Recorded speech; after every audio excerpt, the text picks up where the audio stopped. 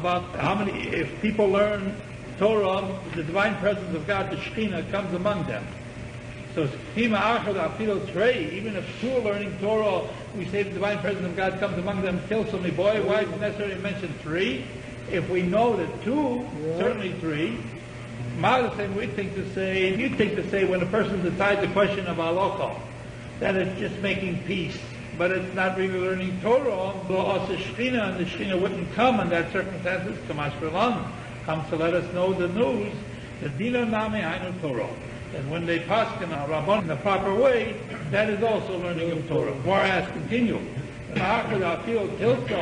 Even if three, if they engage in learning Torah, God, the Shekhinahs come among them. Asorami boy, why is it necessary to mention 10?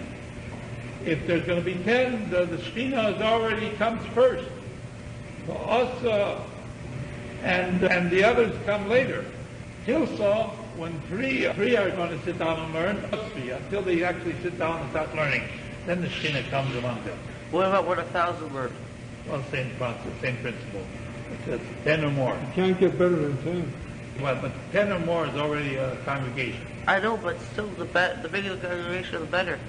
That you need at least a congregation of 24,000 or something, 22,000. To have the Shekhinah. That's another mimer. There's a mimer that's quoted in Rashi. Is it 24,000 better than 22? There's a mimer quoted in Rashi. How much is the minimal requirement for how many Jews are alive in order for the divine presence of God to be resting on the Jewish people? And he quotes it. If you'll bring me a Chumash, I'll quote it to you. I'll read it to you. Rashi, bring Chumashim with Rashi. He quotes from other sources, obviously. He doesn't. But I just wanted to show you that there are other Gemaras on the same subject that we learned yesterday. I mean, nothing is isolated. You learn in one place, you've got it 2 or 3 places out. That's the wonderful part about learning, that you can connect one thing with another, and then if you don't understand something in one place, you learn someplace else, and that will give you illumination on the explanation in the other place. Al, this would be in Bamidbar. I'm getting older. In that we have on Afucho, two turned over nun that separate the beginning and the end of that. It could be there that they have. Wait, what did you say? I mean the other one, the one. Oh. Yeah, that's. Page 31 in Bamidbar. Yeah. You have page 31 in the beginning with Shishi, and then on. What does that mean? You didn't notice it? No, I never noticed it before. My whole life. The Sefer Torah is like that too. What? Presumably. This is the 6th book of Moshe. Well, even there is a mimer that says like this. We assume that there are 5 books in the Chumash. Yeah. We always talk about 5 books in the Chumash. But we have another mimer that says there are 7 books in the Chumash. Not 5, but 7. So where are the other 2? So if you look, the Pusik, this is very good, 10 chapters. These 2 Psukim, according to that mimer, is a book by itself of the Torah. These 2 sentences? These 2 sentences. Sure. But they're included in the Torah. They're in I there. understand. And there- This is the way it's written here. We write it out for the 5 books. All of Bamidbar up to this point is called one Sefer. And then this 2 Psukim is called the second Sefer. And from the end of this 2 Psukim to the end of Midbar, so now you have 7 for it. Yeah. Now, if you read the 2 Psukim, you'll see that you're very familiar with the Psukim. We have, lo and behold, when we take out the Sefer Torah and return it, these Psukim we say. All right. Now, in the Menucho, when we rest, Omar, he says, Shuvah, he shall return God, Rivavos, Alpha Yisrael. Rivavos, a Ravovo is 10,000. This is the plural form of the word 10,000. So that means 20,000, a minimum requirement. If you have a plural, the smallest plural is 2, 20,000. A 2. Smallest plural is 2. You understand? 1 is not a plural, 2 is a plural. If the Chumash mentions tens of thousands, and doesn't say how many tens of thousands, we always assume it means 2 tens of thousands. Ribavos would be 2 tens of thousands, and alpha elf is 1,000. Yeah. And alpha is, you don't specify how many thousands, so again we say it's 2, the minimum. So we have 2 tens of thousands and 2,000. Altogether it's 22,000. And from here, there is a mimer that says that if you look in the Rashi, in the first column, about 8 lines down, in the middle of Lamed Vav, Rivavos Alpei Yisrael. Magi comes to relate to us, the Yisrael, the divine presence of God does not demonstrate among Israel, Chusim, unless if there is less, Mishnei Alofim, Mishtei Revovos, less than 2,000 and 2 tens of thousands. In other words, less than 22,000. If God forbid there's less than 22,000 Jews alive, then the divine presence of God presumably would not be resting among Israel. Therefore, based on this mimer, we have a posek in the Shulchan Aruch that tells us this news. If a person doesn't engage in puravu, in being fruitful and multiplying, getting married, trying to have children, he is driving away the Shekhinah from Israel. Sure. That's right. You get it? I just wanted to call you attention.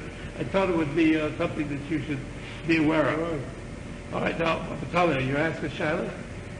I was about to until I forgot it. I didn't mean to overrun. No, that's all right. But you understood we learned up to now. No, I forgot everything. So what's the idea of the... That is to go and divide the subject matter before and after is different subject matter, and this is something extra, something different, like Rashi says. Look in Lamed Hay and Rashi. That's the third line in the first column. Yeah. You have it. Also, he puts on them signs before and after these two psukim. Omar to say to us, Ein Zeh Makomo, this is not its place. Lama Nichtav Kan, and why in fact was it written here, but it's not its place, the right place. Seek in order to make a division between one punishment of the Jewish people and another punishment of the Jewish people. We want to divide the punishments. He says you will find, and Bechol discusses this concept. So it's like apprentices. Yeah. Okay, fine. All right, understood? Good. All right. Any questions so far? What? Fine. I want to learn with you a little time we have here. I want to go over to a medrash in this week's Seder, in Shoftim, a very beautiful medrash. In the Medrash Rabbi, I'll read it to you, and I'll explain it to you. Is it in Rashi? It's in here, right here in front of me. You know, the Rashi, when you quote the Rashi in the Chumash, he usually takes his explanation from the Gemara or the Midrashim. That's where he gets it from. I don't want you to think that Rashi is making something up. You understand? And the other authorities do likewise. He's tremendous, because not only he's a great Talmud scholar, but he has the God-given gift of being able to explain it simply and to the point. A lot of people have maybe just as great as him, but they got to talk too much, and you get. I'm sure that God gives the people of such great scholarship a tremendous of his secrets, because if he didn't, it certainly was close to it, no question about it. In Mishna, in Proverbs, I'm reading the Medrash Rabbi, the second section of Parsha Dalet, which is on Seder Shoftim, this week's Seder. It says to the lazy person, go to the ant. The ant, the little creature that walks. You ever watch an ant? They're very busy, and they gather food all through the, very industrious. They gather food through the entire summer. They're always moving and gathering food and doing a lot of things. So he gives advice. You lazy type. Yeah. You go, I'm not talking. You go to the ant, see its ways, and become wise. Kotzin Shoter of Moshe. It has no leaders that's forcing it to do what it's doing. It has no seichel like human beings have, and yet it's doing everything right to prepare for the future. It's going out and preparing and gathering a lot of food all the time, always working. it prepares its food its bread, and that means its food in the summertime to have for food. What did that the lazy person learned from the ant? Our rabbi says the ant here has 3 houses. It's got 3. If you look in an ant hill, you will notice that it has 3 places where ants can get into. And it has 3 levels of the house. The highest level could be exposed to the outer elements, and the lowest level perhaps could be too moist. And so it spends most of its time in the middle level, where its conditions are ideal for it to continue to exist. And the ant only lives for 6 months because it has no proper bone structure like a regular animal. So it only lives for 6 months' time. It doesn't live any longer. And that's because of the way it's built. And all the food that it eats in that time, that 6 months, is only a grain and a half of any grain. 1 kernel and a half. And yet... It has all that food? No.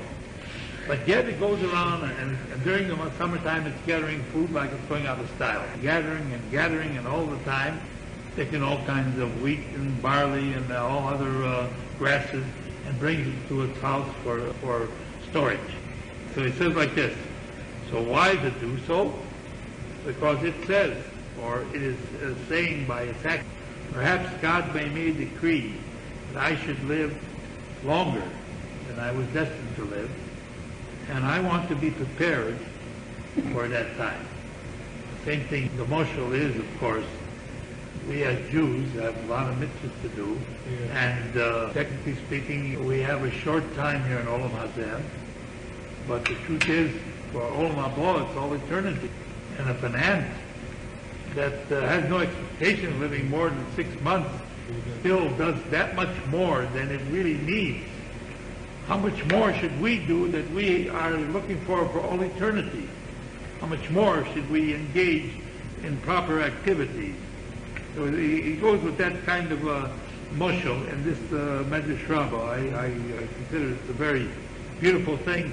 Rabbi Shimon ben he talks about one case where there was one ant that they had checked out its nest, and they found a tremendous amount of grain in the nest, much more than the ants in the nest could possibly use up.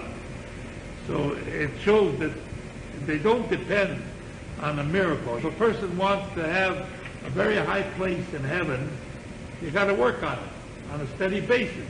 It's not going to come to a person if he doesn't put in the time or the effort. I'd like to spend a little time in finishing that Mishna that we didn't finish last week. You recall a Kotzafui, there's a Mishna in Pirkei Avos where it says everything is foreseen, and yet the permission is given to a person to do it. Remember, I would like to finish that up. There is the concept of How applies to man? God. So God is always living in the present, and so there's no such concept as past or future in relation to God. Right. So as a result, everything's in the present. So obviously you can see anything that's going to happen, wherever it happens, whereas the human being thinks in terminology of past and present and future. And so therefore, his knowledge is different than God's knowledge. I want to call your attention to that Mishna again, because I want to continue with the Pharisee trail, because I wanted to show you another concept of, you remember the Gemara in Brochus that says, is the heat? Is Yer Shemayim such a small thing? Moshe Rabbeinu comes to the Bnei Israel when he's about to go die, and he tells them, all God is asking of you is to be a Yerim, to go in his ways, to go love him and do his mitzvahs and everything like that. So I would like to go and continue with that, the Pharisee trail. We have 4 copies of it, so because I don't like to leave things undone. We ran out of time last time, so we got a little time now. We'll finish it up, and we'll get that concept. Fine. I think it's, that would be Rabbi Akiva. That would be the 3rd parak in Pirkei Avos. The Mishnah would be Mishnah Tesvav, page 192. You have it. Everything is foreseen by God, but yet the permission is given to human beings to do whatever they wish. And with the good, with the world judged, In other words, God tempers justice with mercy. And everything goes according to the majority of the action, not necessarily how much a person does, but how many times a person repeats the good. If a person repeats a good thing more often, he builds it in good habits as well as good deeds, and he gets greater credit. 192. You may have a different order in this. I want to go on the Tiferes Israel, bottom of, you have it? We already discussed about the concept between man being under the concept of time, whereas God is not. That was the answer before. That's where we left off in this particular sugya, this particular subject matter. You want to say punishments of wicked types are also occurring either in this world or in the world of not in the way of vengeance or punishment, God forbid. You see, we got to remove ourselves from the thinking that God is like a human being, that he's petty, God forbid, or that he is vindictive. God is not vindictive. He's not that way at all. God is good. And God does not want, God forbid, to hurt any of his creatures, even the ones that really deserve to be punished. So when he punishes them, he doesn't punish them in order to hurt them. What he's doing, the punishment is a means of cleansing out the impurities from them. All these punishments is done for the good of the person. The narcos kismet, fire that refines, and soap that washes out, to clean out all these stains of the soul that they bring with them. In other words, this is what the punishment is. Obviously, if a person does tshuva, repents before he dies, he doesn't have to go through hell and all the punishments of hell. It's a silly way of running. If you make a mistake, admit it to God and review your act and do the right thing. But unfortunately, there are some people that are so stupid, they keep on doing the same bad things, and they sorry. don't. Please, don't make jokes. You know, avoiding to bring them eventually, or to the light, or to the light of life. In other words, we have a general rule: all Jews have a portion of the world to come, by virtue of the fact that the Jewish people have accepted upon themselves the responsibility to observe God's Torah at Mount Sinai. This gave them a blanket admission to heaven. Now, they can mess that up individually, but even if a person messes it up, unless he does a real good job of messing it up, he eventually goes to heaven.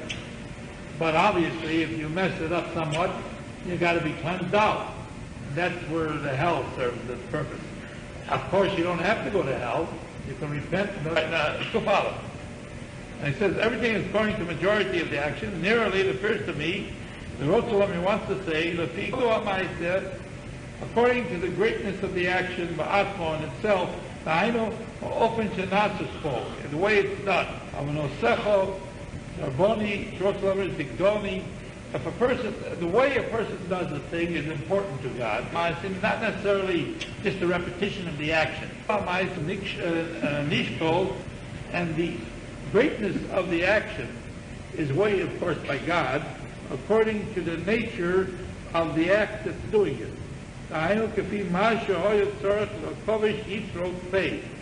According to how much a person has to work to conquer his passion more to do it. The more a person has to work to conquer his passion to do a good deed,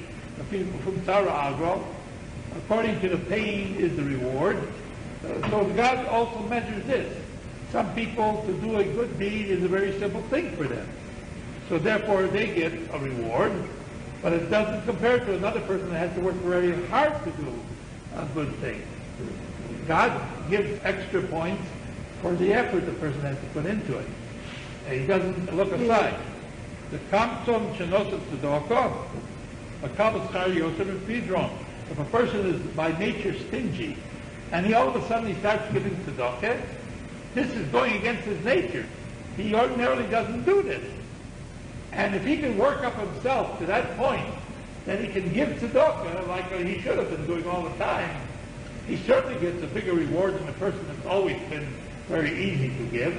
because he had to work against his nature. The person that always did it has related reward. That is also true. I'm not disputing that. But God takes into consideration all the difficulties a person has to do. In addition to accumulation, that's very also true, yes, no question about it. But all these factors are taken into consideration by God, so that the composite analysis would give the proper judgment for each person. What if he has such a high level of thought that any mitzvah he does is no problem at all for him? The wonderful. To get to that high level of thought, I'm sure he had to work on it. It didn't just happen just ordinarily like by accident. Nobody becomes a tremendous tzaddik unless he works at it. It's very hard because you got to fight your yetzer every step of the way. It's very lonely. Yeah, it's very lonely. Yeah, but it's very lonely for a person to keep on fighting when around him not too many people are fighting. It's a lonely battle a lot of times. And you're beating your brains out to try to be a good Jew, and God forbid should not happen. You're living in places where there's so many that are not trying, and that's very discouraging.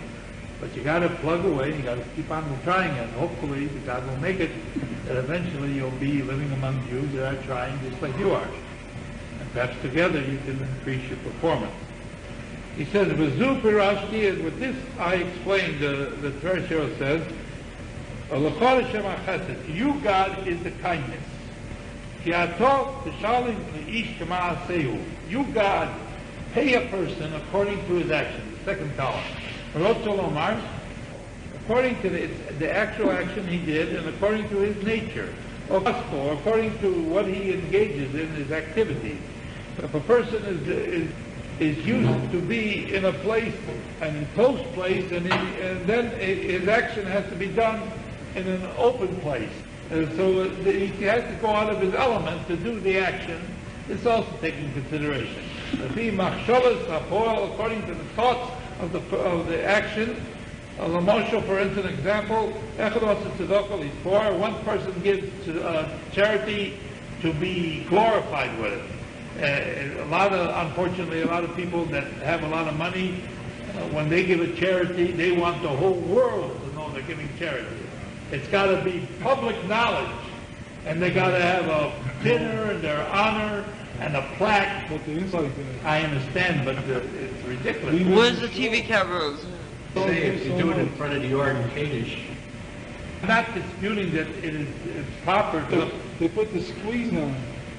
Second one is doing it in the proper way for the sake of heaven. And also the mikra shalom. Whatever happens in a particular situation or throat, there may be a very wealthy type. He gives to doctor. He doesn't give as much. Such a person will be punished by God, even though he gave to doctor, because he could have given much more without even actually hurting him. You understand? Masheni, and the other person might be a very poor person. The last part, another person. In other words, God looks at the source and what the person is and how he has to work on it to do the mitzvah, and God rewards them in accordance their way. Now, I consider that tremendously proper. Because this takes away all the sham and really separates the ones that are doing it and the ones that are just doing it for show or just to go through the motions. And this is a beautiful thing because you don't fool God. Unfortunately, there are a lot of people that think that if they give a little tzedakah, they can do anything they want to make a living. It's okay. I give tzedakah. Tzedakah is not a carte blanche to sin all over the place. And when you do it, you've got to do it in such a way, you do it in the best possible way. It goes further. But Paul, another person gives charity to a proper poor person. Makabel's cards pay, he will receive much more reward. If he gives to a person that really doesn't deserve to be helped because of other reasons, he may not be a fine person. You see, if you have a choice and you have a limited funds to give to help support somebody, it's much more preferable to support somebody who's a fine type. Unfortunately, we have both kinds. What if someone dies and he's a little better than a baby, but he didn't have a chance to repent for his sins? Does he just go to a bottom of heaven, or does he go to If heck? he's a little better than Benjamin, then God pushes him over to study. I know, but God is generous. does he go to heck so to heaven later on, or does he just go to It depends on the circumstances. Every case is different. It's always appropriate if you daven Shmona Esrei, every time we daven Shmona Esrei. So we're doing tshuva every time we daven Shmona Tshuva. That's appropriate. That way, whatever you did, you're sorry you did it wrong. I think that's the best way to do it. What are you going to worry about? That you didn't do tshuva, so you have to go to hell? That's terrible. Regardless whether a person does righteousness or he sins, God knows all the interpretations of why and he should reward and how much he should, why he should punish and how much he should. Over the Efshir Le'yos, L'Shakol Rak Al Yidei Al Torah. The only God has the capacity to weigh all these factors and to give a proper judgment. Mashkosev, God is a God of knowledge. He knows all these things.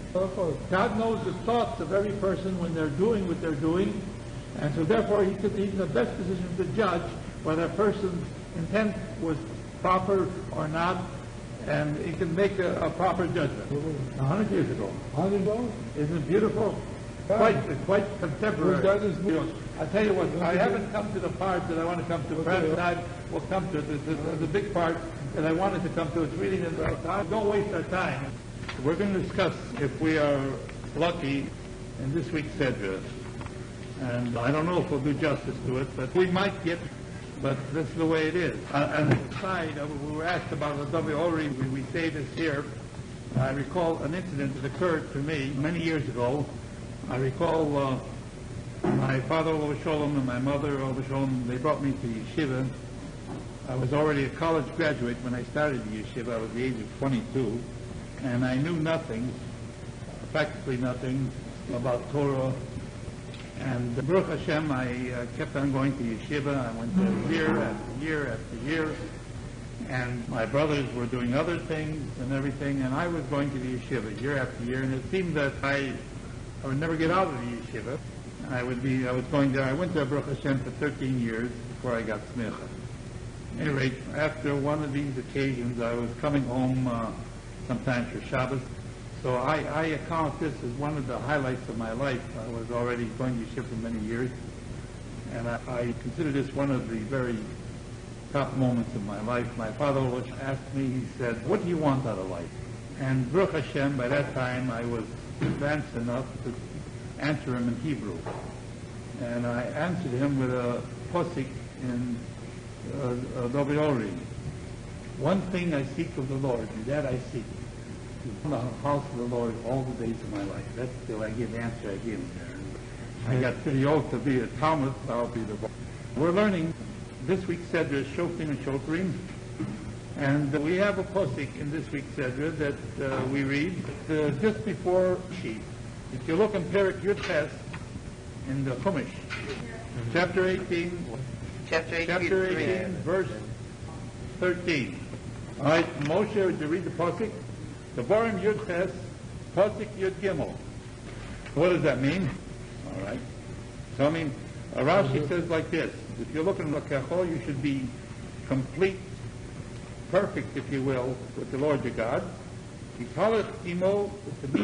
You should walk with God with perfection. And trust in Him. And don't investigate after what will be in the future.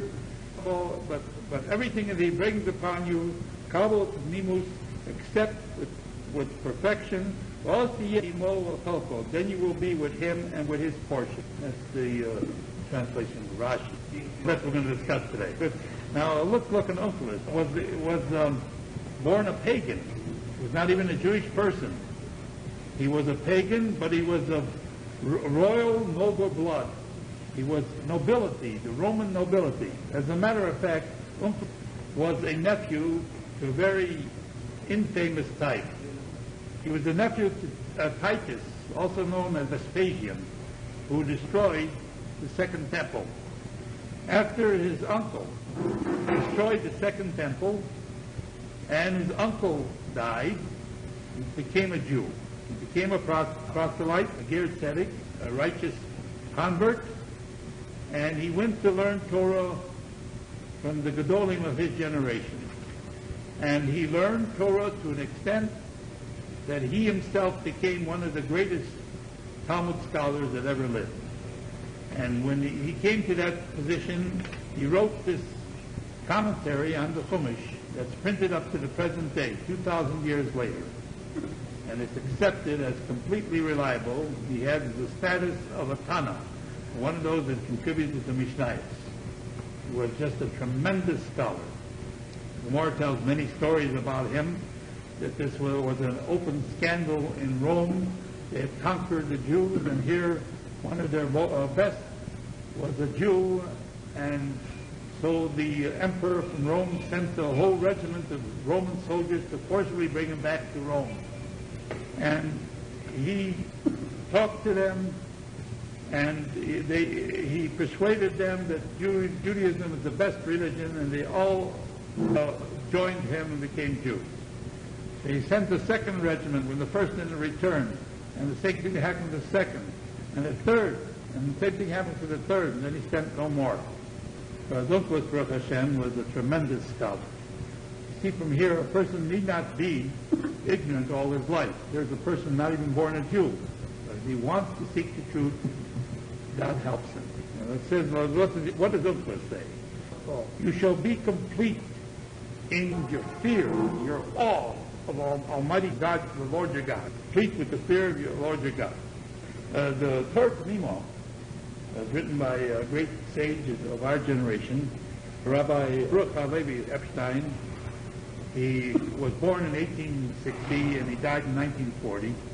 He was the son of the author of Avos Shoftim. He was a Gaon Olam on his own, and he wrote this Torah Tanima. The Torah Tanima is a compilation of all these sayings from as many of the places he can get from Torah Shebaal Peh, the oral law, from the Medrashim, from the Gemara, and from all the other related Talmudic literature, and explained the various psukim in Tanakh.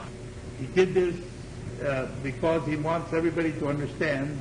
You cannot understand what a pasuk means unless you resort to our sages of blessed memory that explain it in the Gemara. There is nothing that we learn that we can explain in the Gemara. If we have time, we might get to another pasuk if we can come today. If we don't have time, we can learn the next pasuk Sunday. We go to shop. Discuss it, but I don't know if we'll finish one pasuk, so this is what I'm saying here. Taldem Kiyah. There is a Gemara in Kufyud Omar Rav Ish HaTol. He says, how do we know that we do not ask Chaldean? The Chaldean were people that used to go and engage in looking in all kinds of magic and signs and looking at the stars. You call them astrologers, and they try to find out what will be in the future, predict the future. Astrology, if you know it. Well, in a sense, it is. They were there. It says you should not consult with them. You should be perfect with the Lord your God. I'll read you what the Torah Tanima says. I'll translate it in English. It's not, of course, written in English, but I'll translate and tell you what it says. Like this. Also, he says there, he gives another mimer, and you don't go and ask, take a lot to see what will be. This will be this. I'll take a lot. This will be, she loves me not. You know, taking chances to try to figure out what's going to be in the future. And he explains this like this. Chaldean, they were people that looked at the stars, and you should not believe in them, but you should believe in, and with completeness in God, that you should know that in His hand, He can change even the order of the stars. God can cause things to change from the order of nature, if you will, and all the comets. As we have a Gemara in the Dorim, on Lamed Beis Omid Aleph. All right, let's look in the Gemara in the Dorim. You have the Gemara in the Dorim there? Lamed Beis. No, I have it in the Dorim. Does anybody have a Gemara in the Dorim? How many we got? Gemara on page 63, on the opposite of 62. I'll learn a little Gemara on it while we're at it. about 1, 2, 3, 4, 5, 6, 7, 8, 9, 10, 11, 12, 13, 14 to 15 lines. Tanya Rabbi Omar. Tanya Rabbi said, the Dolomilo, great, you will find no other person that engaged in mitzvahs of God. He was a complete righteous person. After Avraham Avinu died, we have the last Mishna in Kedushin. It says that God says testimony. Because God listened to my voice, I'm going to bless you, Yitzchak and his descendants. And the Mishna says there, that God testifies that Avraham Avinu Mekayim Kol HaTerikula. So you can't get better than all. Yes, tell it. But I got the impression from learning. What did you learn? That Yitzchak had the qualities of Yitzchak and Yaakov had the qualities of Avraham Yitzchak. I am not diminishing in any respect the great gedula of Yitzchak and Yaakov when I speak. But God forbid that I should go in any way diminish. All his praise and more. I'm not saying no. We're talking about the Gemara. The Gemara is saying this. What? I'm one. Excuse me. I'll be back in a moment. The Gemara says like this. Tanya Rabbi says, the Dolam Mila, great is the mitzvah of circumcision. Avraham Avinu, there's nobody that got engaged in mitzvahs. Below Nikro Tomim, and yet God did not call him perfect. Al Shem Amila, only until he would go and fulfill the commandment of Mila. Perik Yud Zayin, walk before me, and be perfect. In other words, although he was doing all those mitzvahs that he undoubtedly did, he had to go and also engage in the mitzvah of Mila. He did hold back because he knew, being a Novi, that God would eventually command him to do that particular mitzvah. And God, in fact, did command him when he was 99 years of age. Mila and who? And on his children afterwards.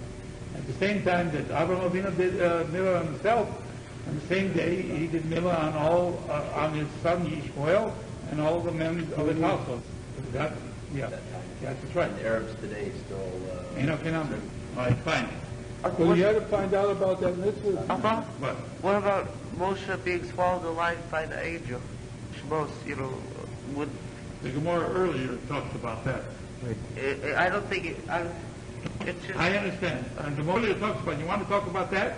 Yeah. Earlier, in the Gemara earlier, I didn't want to go and get into a different subject, but if you want to learn about it, learn it, because it happens to be on the same doubt.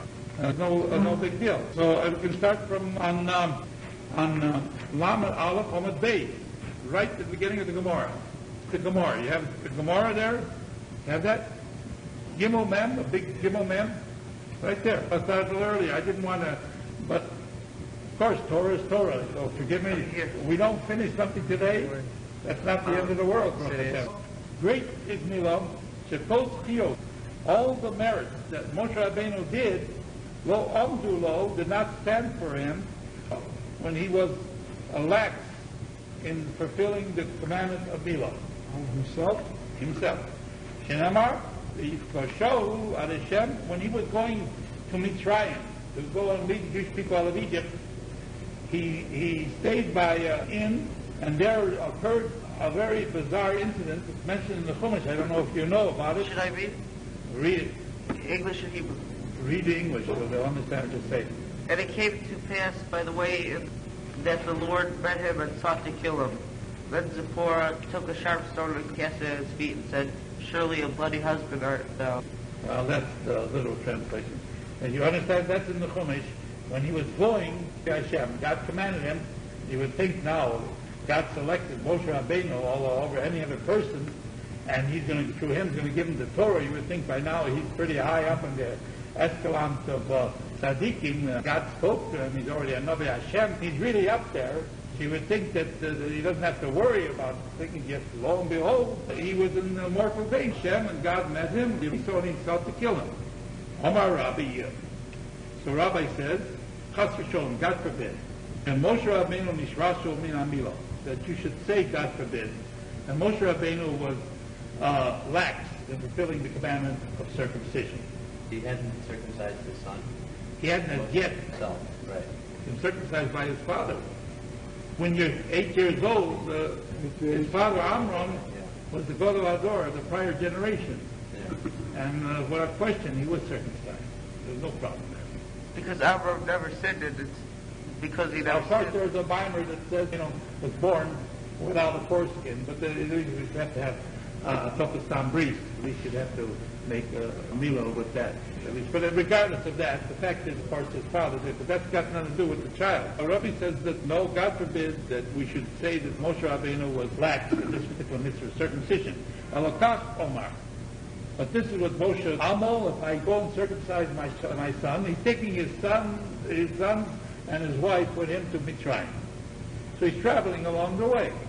Now when you travel, that's not a time to get an operation. You can put the child in jeopardy. You get sick, it's not a proper thing. You're not supposed to put a person in sakona, in a danger of life. Omar, this is what he said he thought to himself. I'll circumcise the 8th day, and I will go out right afterwards. Sakonihi, there will be a danger to the child. Because you remember in the case there where the Anshe Shem circumcised themselves, at the end of the 3rd day they were in pain. These were grown people. And a little child that you go and travel right after an operation, it could be a great sakona, a danger to life. On the other hand, Moshe said to himself, thinking, Amo, if I circumcise my child, and I wait 3 days until the child heals up, that's also not proper. God just said to me, live, choose Mitzrayim, or go return to Mitzrayim. How can I show disrespect to Almighty God? Life is not the way we think when we're little children. It's either white or black. It's always shades of gray. Gray. You don't have easy choices. No matter what you do, you're making a mistake. It's a difficult thing. You have to choose between bad or sometimes worse.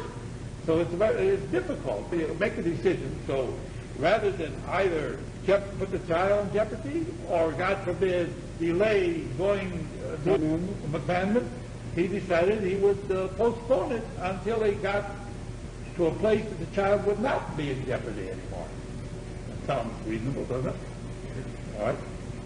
El mipnei ma ani onish Moshe. The Gemara asked the same question. So why was Moshe punished? Taki. He did everything. He didn't want to put the child in sakona. And we have children from the same family. 2 of them died in circumcision. You postponed the circumcision of any other male children of that family until, without question, they're out of danger. You don't put them in danger. There's no question about it that he was doing everything proper. So why should he be punished? Why should he be punished? The Gemara asked the same question. You don't just punish a person for nothing. So the answer is given on top of Lamed Begum and all that. After he had come to the inn, that immediately from there he would go and completely be able to go into Egypt, right at the edge of Egypt, no longer traveling through desert or anything. Instead of circumcising the child immediately, he first was engaged in getting all ready to settle down in the inn.